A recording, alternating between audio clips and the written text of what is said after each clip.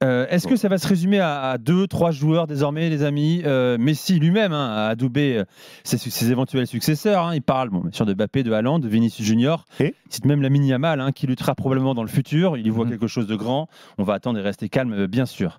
Est-ce que ça peut se résumer à 3-4 joueurs? Bellingham, bien sûr, évidemment, ce qu'on dit sur le chat. Ricardo. Bien sûr, Bellingham, bien sûr. Bellingham est en train de se révéler aux yeux du monde aujourd'hui parce que maintenant il est dans le grand club. C'est ça qu'on avec dit. une belle nation qui peut potentiellement faire des belles choses lors des compétitions internationales. Donc c'est bien. Peut-être maintenant, justement, avec le départ de ces deux monstres qu'on a vécu, parce qu'il faut se remettre dans le contexte. Là, on a vraiment assisté à deux monstres générationnels. C'était incroyable.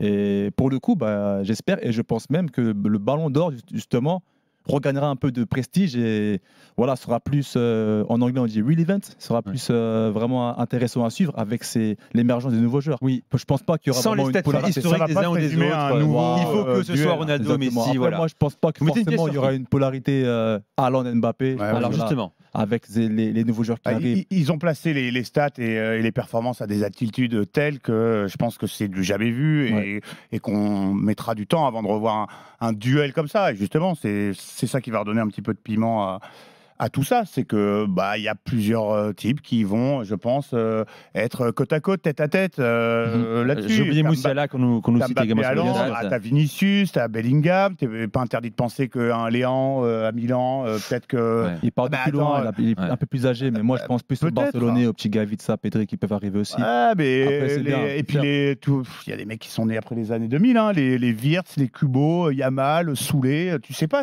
comment ils vont se révéler. Non, mais je pense qu'il faut mettre les mecs. Il faut mettre différentes cases. Il y a des joueurs qui sont potentiels Ballon d'Or avec tout ce que ça comporte et tout ce qu'on vient de dire depuis tout à l'heure, c'est-à-dire la récurrence. Là, il y a une vraie transmission. Là, c'est le premier podium de Kylian Mbappé et premier podium d'Erling Haaland.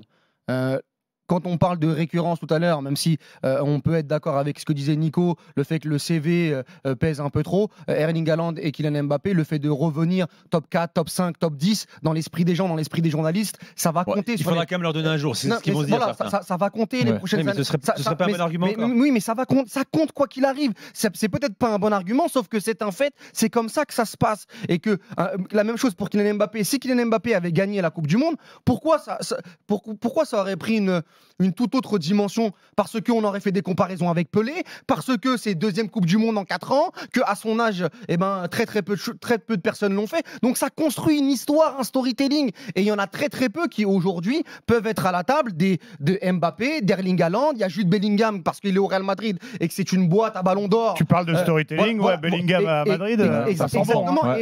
C'est pour ça que moi, quand tu dis Gavi, Pedri, pour moi, ça c'est des joueurs comme Iniesta, Xavi, qui sont pas tout de suite fait pour ce type de trophée. C'est plus des trophées collectifs, c'est plus des joueurs de l'ombre. On va dire la chose, ils sont aussi moins bankable, moins populaires, moins internationaux. Exactement, moins stars. Et puis voilà. Si t'as 100 journalistes du monde entier qui votent, ils vont pas voter pour Pedri. Et puis malgré tout, faut quand même squatter un peu les highlights. Oui, c'est ce que je te dis. Il faut quand même marquer des buts. Il veut voir Bellingham marquer 40 buts pour lui donner un Ballon d'Or. Et donc c'est pour ça que sur les prochaines années, pour moi, c'est Mbappé, Haaland, Bellingham.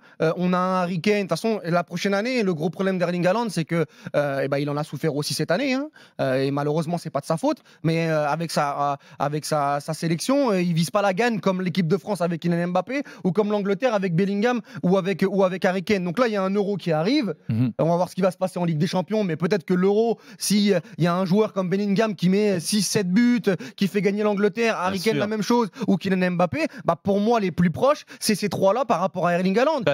Faudrait qu'Erling Haaland et puis le gros problème aussi, et je répète, pour Erling Haaland, et moi je l'aime beaucoup Erling Haaland, mais le gros problème c'est qu'Erling Haaland qui met 40 pions avec une subjectivité, un esthétisme. C'est malheureux de le dire, mais le Ballon d'Or, c'est aussi ça, c'est faire rêver les gens. C'est ça, malheureusement, c'est comme ça. Et moi, je pense que par rapport à un Kylian Mbappé qui est beaucoup plus spectaculaire, un Bellingham qui est beaucoup plus spectaculaire, un Kane qui est un numéro 9 beaucoup plus aimé par rapport à son sens du jeu, par rapport à son esthétisme avec ballon qu'un Erling Haaland, je pense que Erling Haaland va souffrir de ça sur les prochaines années. Parce que Ronaldo et Messi, ils ont fait oublier un truc, c'est qu'à la base, c'est